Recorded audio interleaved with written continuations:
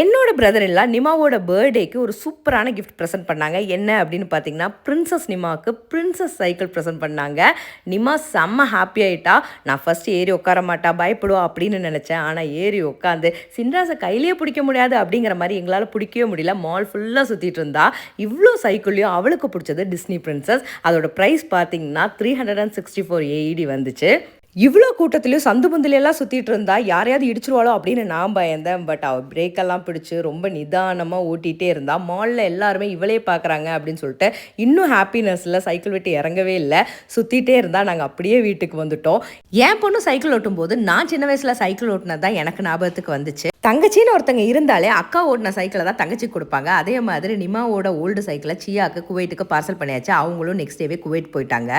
சியா போனதுக்கப்புறம் நிமாக்கு போர் அடிக்க ஆரம்பிச்சிருச்சு. சைக்கிள் ஓட்டுறதா ஒரே வேலையாக இருக்குது. வீட்டில் ஓட்ட முடியல, மாலுக்கு போய் ஓட்டணும் அப்படின்னு கேட்க ஆரம்பிச்சிட்டா. இப்போ வின்டர் ஸ்டார்ட் ஆயிடுச்சு. டெய்லி ஈவினிங்கு அவளை வெளியே கூட்டிகிட்டு போய் சைக்கிள் ஓட்ட வைக்கிறதே ஒரு வேலையாக நாங்கள் பண்ணிகிட்ருக்கோம்.